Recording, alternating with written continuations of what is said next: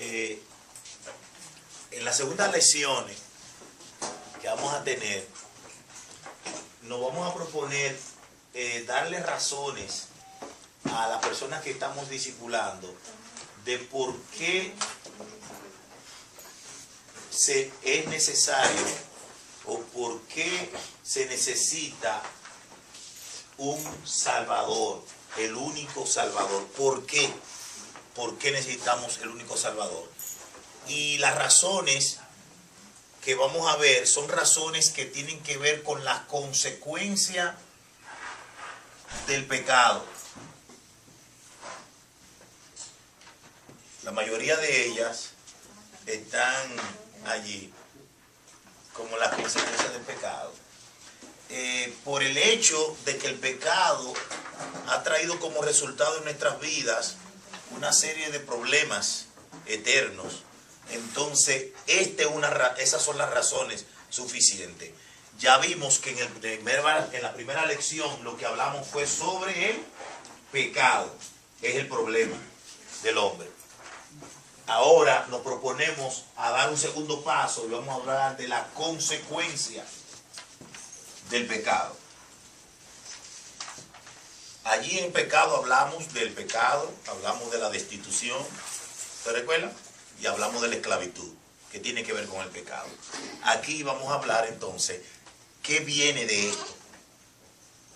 ¿Cuál es la consecuencia del pecado? Importante que una persona conozca esto para que pueda ver la urgencia que hay en su vida de un Salvador. Y ese Salvador, el único, es Jesucristo y no hay otro. Si nosotros logramos que la persona pueda entender esto, entonces está al borde de dar un paso hacia clamar por un Salvador. No somos nosotros quien vamos a convencer, es el Espíritu Santo. Así que propongámonos en el corazón que cuando estemos hablando con una persona, discipulándole, esta persona pueda comprender por completo el Evangelio de Jesucristo, para que haya una verdadera decisión por Jesús. Si una persona no comprende que es pecador y que por sus pecados hay una serie de consecuencias por la experiencia que va a pasar, difícilmente invoque a un verdadero Salvador, que es Jesucristo.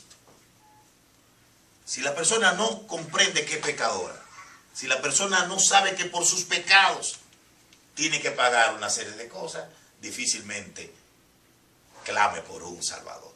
¿Por qué? Porque es buena, no tiene necesidad. No tiene necesidad, urgencia de que lo liberen, porque ¿qué? ¿Cuál es el resultado del pecado? Pero cuando estas dos cosas se conocen, la persona clama. Entonces, vamos a pasar a la segunda lección. Vamos a pedirle a la hermana de Marcos que...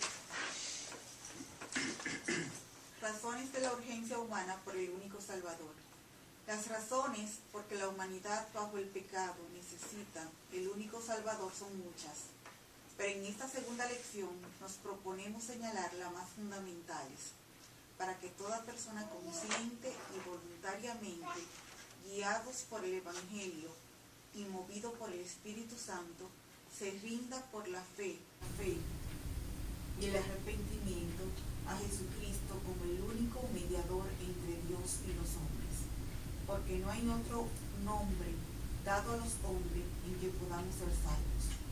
Esperamos, amigo, que tú puedas recibir la convicción por el Espíritu Santo de estas razones y puedas creer con el corazón e invocar a Jesucristo como tu único y suficiente Salvador.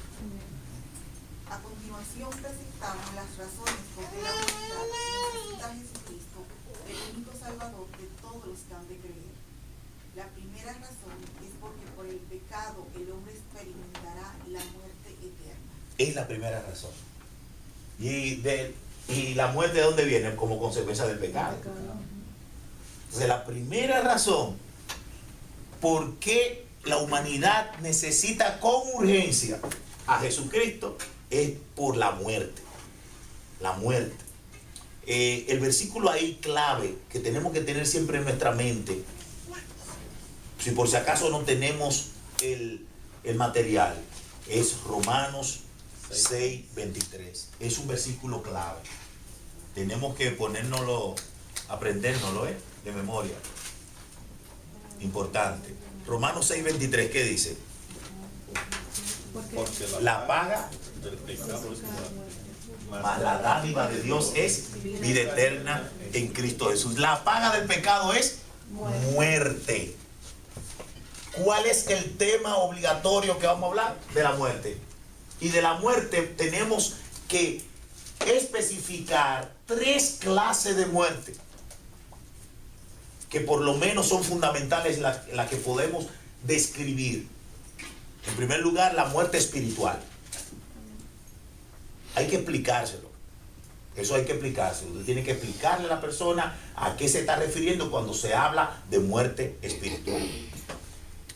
Cuando usted está hablando, en primer lugar, lo que usted tiene que hacer es definir lo que es muerte. Etimológicamente, la palabra muerte lo que significa es separación. Cuando algo se separa de otra cosa, ahí hay muerte. Entonces, si es utilizando etimológicamente el significado de la palabra muerte, comenzamos entonces a explicar. El hombre por el pecado, la primera muerte que experimentó fue la muerte espiritual. ¿Por qué muerte espiritual? Porque el hombre cuando fue creado unido a Dios. Es decir, tenía una relación con Dios. ¿Y Dios qué es? ¿Es cuerpo? ¿Es corpóreo? ¿Es materia? ¿O es espíritu? Es espíritu purísimo. Entonces, Dios es espíritu, es un ser espiritual. ¿No es así? No tiene ojo, pero ve. No tiene mano, pero palpa. Entonces, el hombre, cuando estaba unido a su creador, había una relación íntima, espiritual. Una vez que vino el pecado, ¿qué hizo? Malogró esa relación. Separó al hombre de Dios. Ese pecado trajo la muerte, la separación. Por lo cual hay muerte espiritual. Muerte espiritual es porque está separado de Dios. Esa es la muerte espiritual. ¿Dónde se puede explicar eso? Efesios capítulo 2, verso 1. ¿Qué dice? Y Él os dio vida a vosotros cuando estabais muertos en vuestros delitos y pecados. Cuando estabais muertos En vuestros delitos y pecados. Entonces, dice la Biblia que el hombre está muerto en delitos y pecados. Y cuando usted le está predicando a una persona de muerte y le dice que dice la Biblia que todos los pecadores por el pecado están separados de Dios, la muerte espiritual, esa él no lo va a entender. Ese versículo es difícil de entender, porque lo primero que el ser humano va a preguntarse, pero venga, yo estoy vivo, yo como, yo duermo, yo camino, yo estudio, yo trabajo, ¿qué muerto yo estoy? Pero no estamos hablando de la muerte física, estamos hablando de la muerte espiritual. Que aunque tenga vida biológica, aunque coma, beba, haga cualquier tipo de actividad, en cuanto a Dios, está separado, está muerto. Lo primero que provocó el pecado fue mortandad, y la primera muerte es la muerte espiritual. Efesios 2:1 es claro, están muertos. Es una acusación. El hombre está muerto, ¿por qué? Por sus delitos y pecados. ¿Muerto cómo? Muerto espiritualmente de Dios. Es claro, porque ahí no se está hablando de la muerte física. Está hablando de la muerte espiritual. Bueno, muerto para con Dios. Bien. Entonces, es importante aclarar y especificar. La segunda muerte que el hombre ha experimentado es la muerte física. La muerte física. Claramente el Señor le dijo a Adán, desde el día que de ella comiera, ciertamente morirás. Satanás, ¿qué le dijo? No morirás. Y cuando Adán y Eva desobedecieron y comieron, ¿qué pasó? Murieron. Pero quizá lo más probable en la historia del Génesis, Satanás tenía razón. Porque después estaban hablando hasta con el mismo Dios, escondiéndose y poniéndose hierba y hoja, encubriéndose. Sí, pero están muertos ya. Están muertos. Y la mortandad se vio inmediatamente. ¿Cómo? Se escondieron. ¿Eso es muerte? ¿Cómo tú te escondes de tu creador? ¿Por qué te escondes? Eso es muerte. Está separado. El mismo hombre se separó. Porque el pecado, la concupiscencia del pecado, lo llevaron a una distorsión de su camino. Se desviaron. Una cosa que cuando venía Dios, la delicia de Adán y Eva era tener un encuentro con el Creador. Eso es lo más grande. La felicidad de la criatura era tener ese encuentro siempre con Dios. ¿Cuánto duraron? ¿Cuántos meses, años? No sabemos. El asunto es que cuando entró el pecado, eso se aniquiló. Pero no solamente murieron espiritualmente. Después uno lee en el libro del Génesis que dice, y vivió Adán tantos años y murió.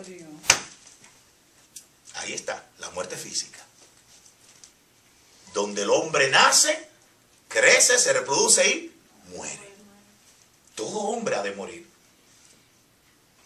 Todo hombre tiene que llegar a la muerte. Y eso es claro, donde Romanos capítulo 5, verso 12, que es un versículo ya que lo vimos en la lección pasada, que dice, Romanos 5, 12. Por tanto, como el pecado entró en el mundo por un hombre, y por el pecado la muerte, así la muerte pasó a todos los hombres. Por cuanto todos pecaron. ¿A cuántos hombres? A todos los hombres. Todos los hombres tienen que tener en cuenta que por el pecado son hijos de la muerte. Han de morir. Claro. Recuerden una cosa, mis hermanos. Hebreo dice, está establecido a los hombres que mueran una vez. Está claro. Bien. Entonces, es importante que ya vemos la vida espiritual, la muerte espiritual, y en segundo lugar la muerte física. Tenemos que explicarle también la tercera muerte. Y esta es la muerte segunda, la muerte eterna. ¿Por qué le llamamos muerte eterna, teológicamente hablando? Porque después de esa no hay otra. Ya después de ahí, después que uno pase por esta experiencia de la muerte segunda, ya es eternamente que va a estar muerto. Separado totalmente de Dios. Ustedes, miren mis hermanos, Apocalipsis capítulo 20, versos 12 al 14. ¿Quién lo lee? Esos versos. Apocalipsis 20, 12 al 14. Y vi a los muertos, grandes y pequeños, de pie ante Dios. Y los libros fueron abiertos, y otro libro fue abierto, el cual es el libro de la vida. Y fueron juzgados los muertos por las cosas que estaban escritas en los libros, según sus obras. Y el mal entregó los muertos que había en él, y la muerte y el Hades entregaron los muertos que habían en ellos, y fueron juzgados cada uno según sus obras. Y la muerte y el Hades fueron lanzados al lago de fuego. Esta es la muerte segunda. Esta es la muerte. ¿Por qué la muerte segunda? Porque ya hay una primera muerte. ¿Sí? Esta primera muerte va a entregar a todos sus muertos en la resurrección. El Hades, la muerte, el mar, todo, donde quiera que haya caído una persona, en la resurrección va a levantarse. Va a haber una resurrección para justos, para vida. Va a haber una resurrección para muerte. ¿Quiénes van a resucitar para muerte? Todos aquellos que hayan muerto físicamente sin Cristo, sin haberse arrepentido. Van a resucitar. Tanto malos como buenos vamos a resucitar. Uno para vida y otro para muerte. cuando todos estos que han tenido la experiencia de la muerte física entreguen a sus muertos, todos van a comparecer ante el gran trono de Dios. Y allí serán juzgados. Y el que no se encontró inscrito en el libro de la vida, el que no fue salvo por Jesús y tiene ese sello de hijo de Dios y no está en ese libro de la vida eterna, de la vida, entonces será lanzado, que es la segunda muerte, la muerte segunda. Después de ahí, ya eternamente separado, sin oportunidad, ni tampoco misericordia de Dios. Entonces, la única muerte que nos da la oportunidad de conocer a Cristo es la muerte espiritual. La espiritual. Después de esa, si viene la física, ya, para ti lo que hay una mala esperanza de la resurrección, pero para juicio. Por lo cual, ahora que estamos muertos espiritualmente, es que tú tienes la oportunidad de arrepentirte. Y esa oportunidad, quien lo hizo fue un gesto misericordioso de Dios. El gesto misericordioso de Dios fue en el Edén. Cuando Adán y Eva tomaron del fruto de la ciencia del bien y del mal, murieron espiritualmente.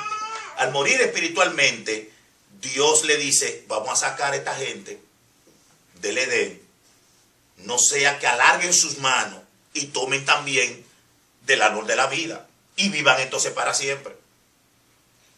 ¿Usted se imagina? Es un acto de misericordiosa de Dios. Porque dejar a Adán y Eva ya con la maldad y con el pecado, con el engaño y la desobediencia, olvídese y tumba.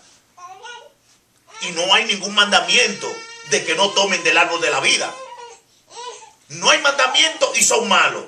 Oye, agarran y cogen del árbol de la vida, ¿qué va a suceder? Van a vivir para siempre como pecadores. Pero lo más duro, van a vivir para siempre sin muerte. Es decir, van a estar muertos espiritualmente, pero viviendo para siempre. Es decir, no va a haber oportunidad alguna para ser salvo. No va a haber final del mal. No va a haber oportunidad de que Cristo pudiese entrar como Salvador, porque ya están condenados. Entonces lo que el Señor hace es saquémoslo del Edén.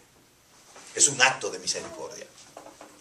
Para que allá fuera del Edén, fuera de la oportunidad de la gloria de Dios, del encuentro con Dios, del lugar de felicidad que Dios hizo el Edén, el hombre pueda darse cuenta que por sus pecados ahora tiene con sudor y temblor que ganarse el sustento diario, que bajo la disciplina de criar hijos y parir va a tener que desarrollarse en el mundo la mujer. Entonces ahí va, con esa disciplina, va a anhelar volver otra vez al Edén. Pero para volver al Edén nuevamente, el Señor tuvo que cubrirlo, que cubrir con una vestimenta de cuero, diciendo con esto que la única persona que puede nuevamente darle la oportunidad al hombre, una vez que había caído, es una obra que Dios haga, cubriendo sus pecados, quitándolo. Y esa obra la hizo a través de Jesucristo.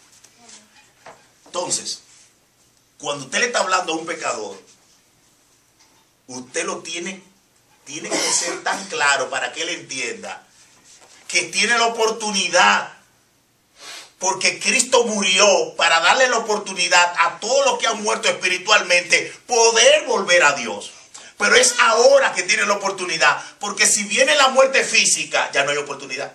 No hay ruego que valga. Porque ahora lo que te espera es la segunda muerte. Y en la segunda muerte no hay oportunidad para nadie, porque es para juicio. Los que resucitan, uno será para vida y otro será para muerte. Y los que no conocieron a Cristo van a resucitar, pero para presentarse al trono blanco, para ser juzgados para siempre en la segunda muerte. Entonces tiene que procurar no llegar, no a la segunda muerte, sino procurar que no llegue la física. Entonces hoy es el día de salvación. Hoy es la oportunidad. ¿Por qué? Porque la muerte física no hay un cronómetro. Nadie sabe. Nadie lo sabe. Ahora, tú sí puedes saber que si hoy tú clamas por un Salvador, tú puedes ser librado. No solo Cristo fue claro, el que cree en mí, aunque esté muerto, vivirá. Yo soy la resurrección y la vida. El que cree en mí no morirá eternamente. Amén. Porque cuando viene la física, al que cree en Cristo no muere, hermano. La doctrina bíblica nos enseña que dormimos. ¿Por qué? Porque aunque hay una experiencia de muerte, pero eso es una experiencia de descanso. Porque el cuerpo estará en una tumba que un día va a resucitar, pero esa alma estará en la presencia del Señor. Amén. Por lo cual está esperando a que alguien lo despierte. Por eso es que cuando se habla de la muerte del creyente es durmiendo. Porque una vez que venga Cristo en gloria, se tocará la trompeta para despertar a los que han muerto en Cristo. Amén. A los que están durmiendo. Y cuando los muertos en Cristo escuchen el sonido de la trompeta, su cuerpo resucitará. En un abrir y cerrar de ojos serán convertidos su cuerpo de corrupción en incorrupción. Alabado, eso será grande. Amén. En espera ya del reino eterno de Dios. Pero solamente lo puede disfrutar si acepta a Jesucristo. El único que nos libera de la muerte eterna es Jesús. No hay otro. Pastor, una aclarando ahí, como usted dice de cuando van a dormir, hay algunos teólogos o algunos pastores que predican, dicen que duermen y se van al Viejo Testamento cuando dicen que duermen, pero ellos dicen que duerme tanto el cuerpo como el espíritu, que están en un lugar durmiendo. Pero según lo que yo entiendo, lo que te acaba de decir es, en lo que duerme es el cuerpo, el espíritu va a la presencia del Señor, ¿verdad? Desde luego, porque el espíritu no resucita. Exacto. Cuando hablamos de descansar, es el cuerpo. Porque la resurrección no tiene que ver con el alma. La resurrección tiene que ver con el Con cuerpo. el cuerpo que es el que se Que mueve. de cuerpo va a polvo, al polvo vuelve. Pero la resurrección es un milagro, un poder de Dios que lo que hace es que levanta del cuerpo. Entonces, eso que se le llama dormir. Ahora, nosotros estamos en la presencia del Señor inmediatamente que morimos. Eso es lo que decía Pablo. Exacto. Estoy en estrecho, porque si cuando parte estaré.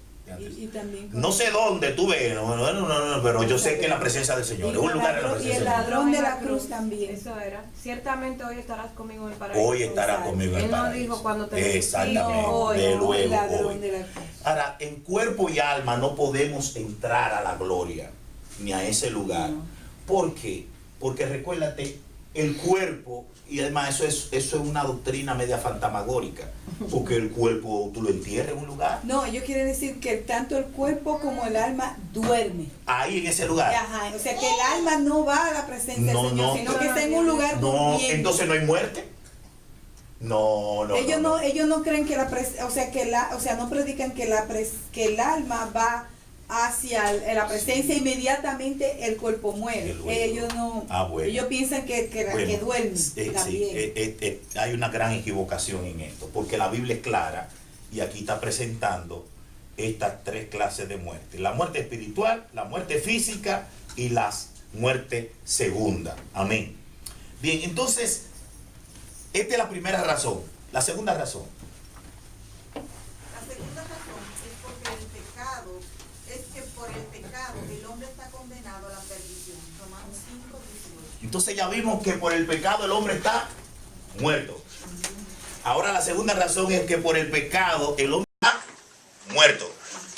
Ahora la segunda razón es que por el pecado el hombre está condenado. El hombre está condenado. Y la condena es para perdición. Bien. Eso hay que añadírselo. Para que el hombre que estamos discipulando entienda que la condena no es una condena cualquiera, es que está perdido. Una condena para perdición. ¿Dónde nos basamos para esto? Romanos capítulo 5, verso 18. ¿Qué dice? Así que, Ajá. ¿Qué quiere? así que, como por la transgresión de uno vino la condenación a todos los hombres, De la misma manera, por la justicia de uno, vino a todos los hombres la justificación. Entonces, la condenación a todos los hombres. ¿Y sabe por qué a todos los hombres? Porque recuerden, por cuanto todos pecaron.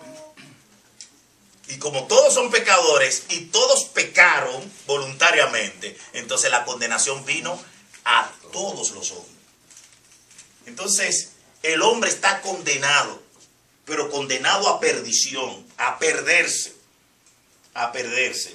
Y la perdición es perderse del camino a la vida eterna, perderse de Dios, de su Creador, y volver a la gracia salvadora. Está perdido. Hay 5 puntos que tenemos que aclarar o enseñarle al que estamos discipulando en cuanto a la condenación. En primer lugar, la primera condenación, ¿cuál es? Por no creer en Jesucristo. Por no creer en Jesucristo. Está condenado a perderse porque por el pecado la condenación provoca en cada creyente no creer en ¿quién? En Jesucristo.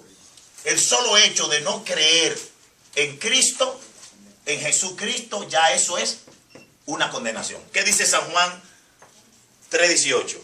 El que cree. El que en él cree no es condenado, pero el que no cree ya ha sido condenado, porque no ha creído en el nombre del unigénito Hijo de Dios. ¿Está claro?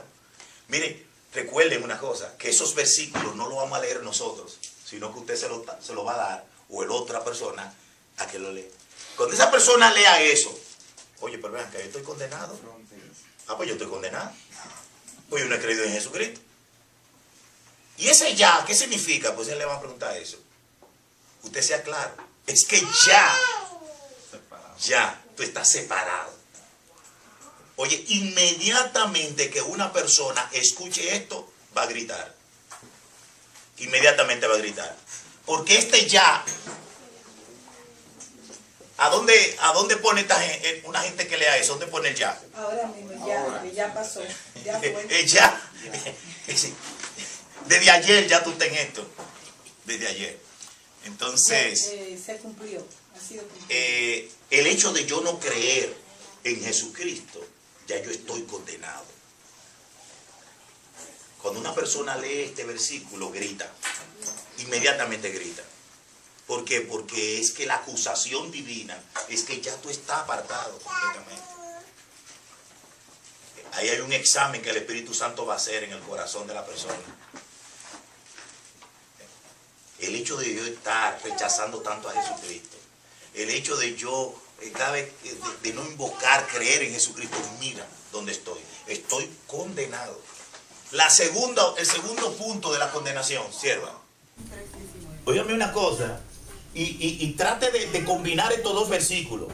En primer lugar, estoy condenado ya porque no he creído en Jesucristo. Pero estoy condenado ya porque entonces estoy haciéndole caso a las tinieblas de este mundo. Estoy creyendo en todo lo de este mundo, menos en Dios. Por estar yo en todo este tipo de filosofía, por estar yo cayéndole atrás al mundo del dinero, por estar cayéndole atrás al mundo de la fama, de la fortuna, estoy condenado. Es decir, no solamente condenado por no creer en Cristo, sino por hacerle caso a las tinieblas de este mundo. ¿Qué dice el versículo? Y esta es la condenación, que la luz vino al mundo y los hombres amaron más las tinieblas que la luz, porque sus obras eran malas. La gran condenación por el pecado es que aún viniendo Cristo, hemos hecho caso más a las tinieblas que al Salvador que el Señor nos ha entregado. Es que por donde quiera está condenado el hombre. Por donde quiera que usted lo analice. Y es necesario machucarle la palabra condenación. Es decir, no es acusándolo. Es decir, recuerden, no es decir, tú eres condenado. No, usted nada más lee. Que él lea el versículo. Que él lo lea. Que quien lo va a acusar, ¿quién es? El Espíritu Santo. El quien nos va a convencer de justicia, juicio y de pecado. Entonces, ¿cuál es la tercera, sierva? La condenación por rechazar a Jesucristo como su Salvador.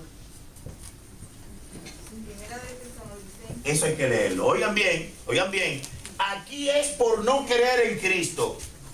¿Ok? Pero esta tercera es por rechazarlo. Es decir, yo tuve la oportunidad. A mí me predicaron. A mí me presentaron la verdad del Evangelio y yo la rechacé. Bien. ¿Qué dice ese versículo? Y os encargábamos que anduvieseis como es digno de Dios, que os llamó a su reino y gloria. No. 2:12. Y os encargábamos. ¿Ahí lo leímos? Ajá. Segunda Tesalonicenses. Mírame si es segunda Tesalonicenses. ¿Qué pasó? Segunda Tesalonicenses. Y a Vamos a fin de ver. que sean condenados todos los que no creyeron a la verdad, sino que se complacieron en las injusticias. A fin de que sean Condenados todos los que no creyeron todos a la los que verdad. no creyeron a la verdad, sino que se complacieron en la injusticia. ¿Quiénes recae la condenación? En todo aquello que rechazaron la verdad. Usted se le predicó la verdad, usted se le presentó la verdad del Evangelio, usted la rechazó, entonces usted tiene que estar seguro y convencido de que la condenación es de usted. Pero usted se lo está diciendo a una persona que está ahí. Es decir, que ya tú estás convencido que el hecho de tú rechazarlo, es decir, es lo que hay es condenación. Usted ve cómo el pecado, cómo la condenación entra al pecado. Y la cuarta. La condenación del diablo. Primero de Timoteo 3:16. La condenación del diablo. De esto vamos a hablar después que leamos el versículo. Primero Timoteo 3:16, ¿qué dice? E indiscutiblemente, grande es el misterio de la piedad. Dios fue manifestado en carne, justificado en el Espíritu, visto de los ángeles, Ajá. Sí. predicado a los gentiles, creído en el mundo, recibido arriba en gloria. Ajá. A los gentiles, creído en el mundo, recibido arriba en gloria. Ajá. ¿Será Esto está estamos en 1 Timoteo, ¿qué? 3:16. 16. Ok. Vamos a ver si es la segunda. A ver. Es que está malo el versículo. Espérese. Ok. Donde está es. Perdón. Si la primera Estoy mal, esa no. no. Estoy mal. Segunda reunión 3:16. Ahora está. Vamos a ver. No tiene. Dice en la licencia no tiene. ¿Cómo fue? Tito no es y, No. y Tesalonicenses no tiene. Será. ¿Cuál fue que tú leíste, sierva? Primera de Timoteo 3:16. Ajá. Ok, 1 Timoteo 3:6. Ahora sí. Ok. Vayan corrigiendo. Dice así. Ahorita hay que corregir a primera por segunda. 1 Timoteo 3:6. ¿Qué dice? No un neófito, no sea que envaneciéndose caiga en la condenación del diablo. Ok. Una relación con el capítulo anterior. Cuando habla de neófito y y fíjense que habla de envanecerse, ¿verdad? Para no caer en ¿dónde? En la condenación del diablo. Eso es un versículo que está refiriéndose cuando uno va a hacer la elección de los siervos de Dios en la iglesia. Entonces Pablo le dice, ten cuidado si pone un nuevo, una persona que todavía no ha sido formada en la doctrina y desarrollada en el espíritu. Si no tiene un desarrollo espiritual, lo que tú estás es poniendo una persona que no ha pasado por la disciplina, la destreza, las habilidades espirituales y la doctrina, y puede envanecerse. Por creerse, llegué nuevo, estoy ahora y ya soy, mira dónde estoy, soy un siervo.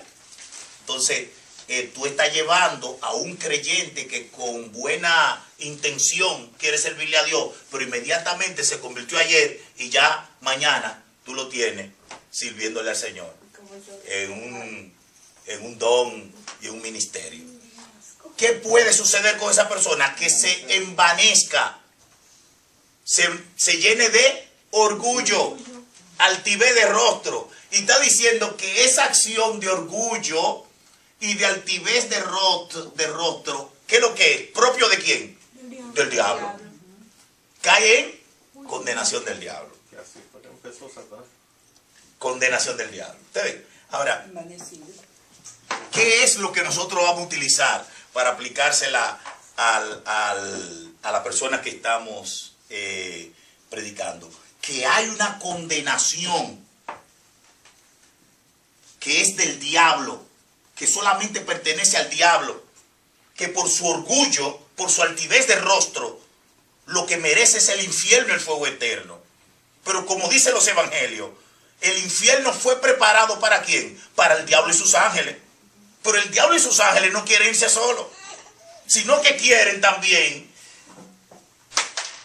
influenciar en otros, dándole orgullo y altivez de rostro. Y la altivez de rostro y el orgullo es precisamente sentirse el hombre autosuficiente para poderse salvar o para elegir el día en que pueda ser salvo. Todo eso es orgullo. Cuando tú le estás haciendo un llamado por el evangelio a una persona a venir al arrepentimiento y creer en Cristo, y la persona dice, es una altivez de rostro, porque él se cree que tiene el dominio de su vida, él tiene el control, y como ya le han dicho, le han hablado de un libre albedrío, él cree que sí, que él puede resistir, y él puede decirle a Dios, no, cuando yo quiera, eso no es así. Es más, estamos en verano. Y yo tengo que irme para Santo Domingo. No, ¿qué es eso? Para California voy yo. Así. Para México. Yo voy para Aruba. O para Europa. En diciembre no puedo porque cumplo años. Y lo va postergando. Lo va postergando. ¿Por qué? Porque la persona se cree que él es dueño de la eternidad, del tiempo y de las decisiones. Es una condenación. Y muchos caen en esa condenación. Y lo más fácil de caer en una condenación del diablo es cuando usted le está presentando el evangelio a una persona. Porque fácilmente cualquier persona se cree autosuficiente, se cree poderoso, se cree tener un dominio completo. Y por la carne y por su orgullo, lo que puede decir es, no, ahora no. Y hay otros que son más osados, comienzan a hacerle preguntas a usted, ¿y tú crees que la Biblia que lo escribieron fueron unos judíos inteligentes? Ve acá, Loni existe sí o no. Dime, son unos orgullosos, pero antiguos. Le gustan estar trayendo una serie de temas para que no seguir el tema de que eres pecador y necesitas un salvador. Eso es lo que tú le estás diciendo a una persona. Ten cuidado, porque el rechazo a Cristo y al evangelio te puede dar a ti. Yo no me voy a convertir mañana, porque mañana sí es más, no mañana, dentro de un mes. Tú te crees que eres autosuficiente, tú crees. Es lo que se llama condenación del diablo. Y eso es lo que el diablo quiere. Que esta humanidad se crea autosuficiente. Ellos creen que pueden. Festo, Pablo le predicó, Agripa también, y todos temblaron ante el evangelio. Y dijeron, no, ahora no. Por poco me persuade. Oye, déjame seguir. Oye, si tú sigues ahí, yo, orgulloso, qué altivos son. Pero lamentablemente cayeron en condenación del diablo. Ninguno de los que están aquí, si son convertidos, si somos convertidos a Cristo, tuvimos obligatoriamente que matar esto. El orgullo y la altivez, y bajarnos y reconocer que Cristo es el Salvador. Amén. Y decirle, Señor, por tu gracia aquí estoy. Amén. Nadie se convierte con orgullo. Yo me voy a convertir porque ya está bueno de pecar. Eso no es así. Déjate de eso. Tú sabes, mira, yo le dije al Señor que si me sanaba a mi hija, yo me iba a convertir. Yo quiero ser serio con Dios, porque tú sabes, yo me voy el domingo, me voy a convertir. Mira, hermano, hay que tener mucho cuidado con ese tipo de cosas. Mucho cuidado con ese tipo de cosas. Inclusive, aún hasta para el razonamiento. Hay muchos que razonan demasiado y creen que esto de 2 por 2 son 4. Y aunque el evangelio hay que entenderlo, también hay una obra espiritual que es por la fe. Un reconocimiento humilde, donde tú eres pecador, está perdido y necesita un Salvador, donde tú desplomas todo tu yo y yo no soy nadie ni nada, para entonces ganar eso por la gracia. Digo ganar, es recibir a Cristo como su Señor y Salvador. Pero hay otro tipo de condenación que es necesaria para entonces ganar eso por la gracia. Digo ganar, es recibir a Cristo como su Señor y Salvador. Pero hay otro tipo de condenación que es necesario. La condenación del mundo. La condenación del mundo. Primera de Corintios. Vamos a ver, ojalá que esta no se me vaya. 11:31. No sé qué. Lo que pasa es que como Dori no está conmigo. Siendo juzgados como castigados por el Señor, para que no seamos condenados con el mundo. Ahí se fue. Excúseme la falla, Lo que pasa es que Que Dori está de vacaciones. La La sierva. Entonces uno como que se desubica. Pero ahí dice, para que no seamos condenados con el mundo. Léelo otra vez. Ok. Mas siendo juzgados, somos castigados por el Señor, para que no seamos condenados con el mundo. Ahí se está refiriendo a los creyentes. Dicho sea de paso, alguna explicación que yo le doy, no es que usted solo va a explicar a la persona. Esta cosa no es que usted le va a explicar eso, porque eso lo impide, no sabe nada. Solamente usted hablarle de la condenación del diablo, que es cuando la persona se llena de orgullo, de altivez de rostro y posterga la gracia de Dios. Bien, aquí esta cosa no le tiene que explicar todo, pero nada más decirle esto ahora para que nosotros lo podamos entender. Este versículo se está refiriendo a la disciplina que Dios nos da a diario, a la iglesia, a los creyentes. Dios nos disciplina a nosotros, nos somete a una disciplina y somos castigados por Él cuando nosotros cometemos obras que a Dios, nuestro Padre, Dios no le agrada. Dios a quien ama, disciplina. Pero ¿sabe por qué Él lo hace ahora? A nosotros, y si comienza por nosotros, para que nosotros no seamos disciplinados entonces por nuestro pecado juntamente con la disciplina que Él le va a dar a los mundanos. Por eso es que nosotros muchas veces nos acongojamos y muchos perdemos la fe cuando uno ve, pero ven acá, yo oro, voy a la iglesia, doy mi diezmo, estoy leyendo la Biblia, estoy procurando portarme bien, estoy velando en mi vida. Oye, Dios mío, pero mira el bendito vecino, que un diablo, y tú lo bendices, y a mí que estoy... ¿Tú no le ha pasado eso? A mí me ha pasado. Sí, me ha pasado, que este maldito, mira cómo es, pero mira riéndose todos los días y yo llorando. ¿Qué es lo que está pasando? No, que el Señor está agarrando ahora a su hijo, dándole, para ir quitándole una serie de cosas malas, hasta santificarlo. Y yo no estoy asimilando, ¿verdad? Que el Señor me ama, me está dando a mí ahora, castigándome ahora. El juicio está cayendo sobre mí ahora. Porque Dios no quiere castigarme juntamente con los malvados, porque el castigo de ellos es para toda la eternidad, una condenación eterna para el mundo. Entonces, la condena del mundo es una condena para toda la eternidad. Y todos los que son juzgados, castigados, condenados con el mundo es para toda la eternidad. Nosotros no vamos a ser condenados con el mundo. El mundo será condenado aparte. Y cuando hablamos del mundo, estamos hablando del mundo de las personas no arrepentidas, que no han reconocido a Dios, al Señor Jesucristo, como su Señor y Salvador. Por lo cual nosotros no estaremos en el juicio de los malvados. No estaremos en el juicio de los malvados. Cuando nos pasen juicio a nosotros, que nos lo van a pasar, estará a la derecha del Padre uno. Dice el Señor, sí, Padre, tú lo sabes que Él lo hizo, pero ya yo lo perdoné. Ya. Me pasa en la página. Y justificado yo voy a entrar, tranquilo, gloria a Dios. A ver.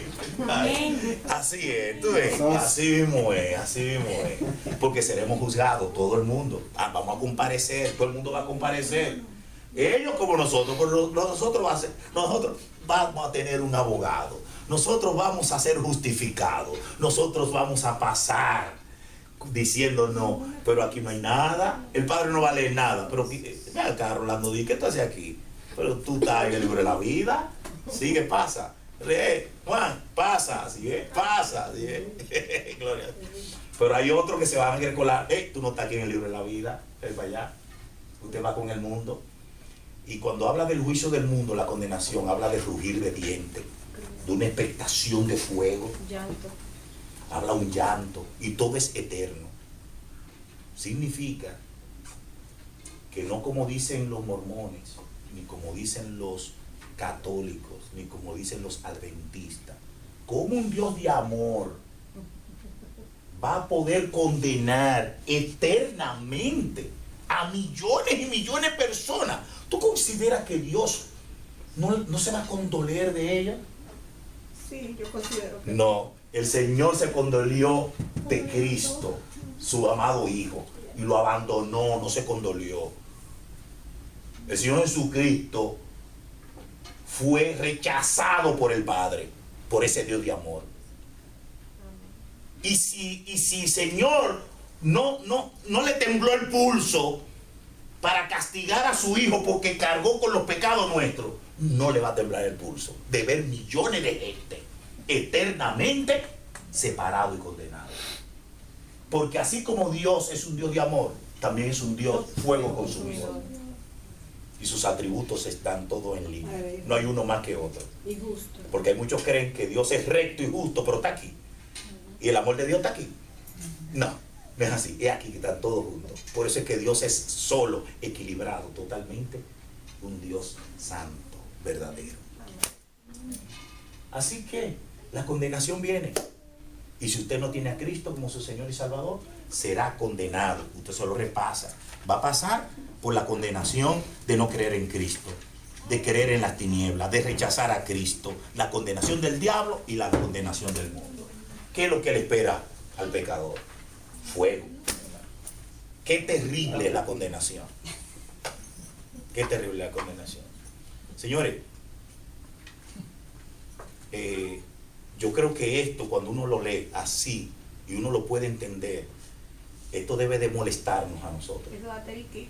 Debe de molestarnos al grado de yo pensar en mi familia, Ay, sí. de yo pensar en mi compañero de estudio, mi compañero de trabajo. Y yo decir, pero ¿cómo es posible que yo sabiendo esta verdad me voy a quedar callado? ¿Cómo es posible que yo sabiendo a dónde van ellos caminando, qué es lo que le va a pasar? Señores, estamos hablando de eternidad. Estamos hablando de cosas que es eternidad. O eternidad condenado o eternidad salvo. Tiene que ser el tema obligatorio de nuestra boca cuando estamos hablando con cualquier persona que conoce al Señor. No hay un tema más importante en nuestro corazón y en nuestra vida que es la vida eterna. Amén. Amén. Entonces tenemos que procurar entender esto y que esto no moleste. Que a mí me moleste esto. Que cuando yo esté estudiando la condenación, yo vea a mi familia. Yo voy a procurar entender esto y que esto no moleste. Que a mí me moleste esto. Que cuando yo esté estudiando la condenación, yo vea a mi familia. Yo vea a mis conocidos. Yo lo vea. Mírelo. ¿Dónde va a pasar la eternidad su papá? Si no conoce a Cristo. Su mamá. Y no lo vea como bueno. Ninguno son buenos. Ni vea a un Dios con barba grande. No. Ya mi mamá está muy anciana. Dios. Además, ella se ha portado bien conmigo. Yo creo que Dios la perdona. Miren, no es así. No hay nadie bueno que merezca la salvación. Tenemos que ver a nuestra familia por la óptica de la condenación. Mis amigos, mis hijos, mis tíos, mis compañeros, mis conocidos. Y cuando lo veamos así vamos a llorar. Cuando lo veamos así vamos a sentir lo mismo que sintió el Señor. Cuando miró la multitud, ¿qué pasó? De sus entrañas se condolió. Porque vio que la multitud estaban desamparadas sin pastor. El hecho de nosotros no predicar el evangelio, que es la única solución que tienen estos condenados, es porque no hemos entendido. No hemos entendido lo que es la condenación. ¿Y dónde van a pasar esta gente su eternidad? Es separado totalmente de Dios, señores. No hay dos evangelios. No hay un evangelio escondido que Dios tiene ahí. Y dice, no, espérate, lo que pasa es que ustedes no conocían este evangelio. En este evangelio yo le voy a dar un chance. ¡Oh! Ajá. Entonces yo ahora me estoy, ¿verdad?, cuidando, Y ahora estos malvados. No, no es así. Dios no va a jugar dos barajas. Está claro la revelación de Dios. Tenemos por lo cual que esto mismo que vamos a predicar, primeramente creerlo.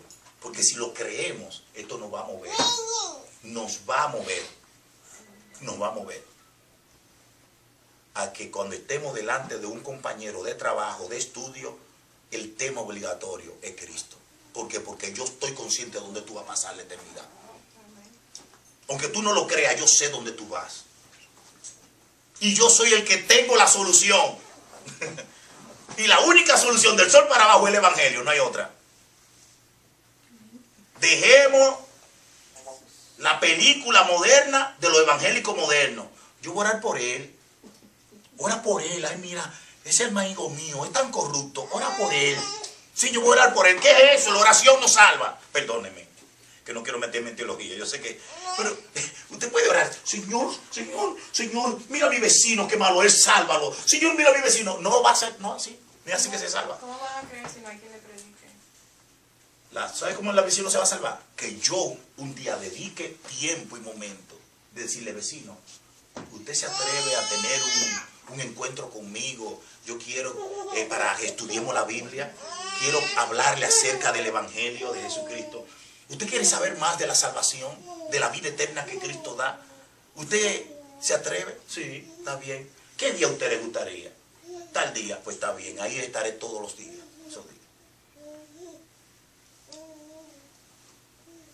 Eso es, hermano. No es orando, digo, entiendan, hay que orar, todas las cosas, tenemos que orar. Pero señores, dejemos esta comiquería, que a veces no, sí, orando, hay que orar, ya dejemos de orar, vamos a salir a predicar. Ya vamos a salir a predicar. Porque no hay otra manera que el condenado puede despertar y ser salvo, que no sea por el Evangelio de Jesús. Que el Señor le bendiga. Seguimos el jueves que viene. Esperamos que todo lo que hemos dicho sea de edificación a sus vidas.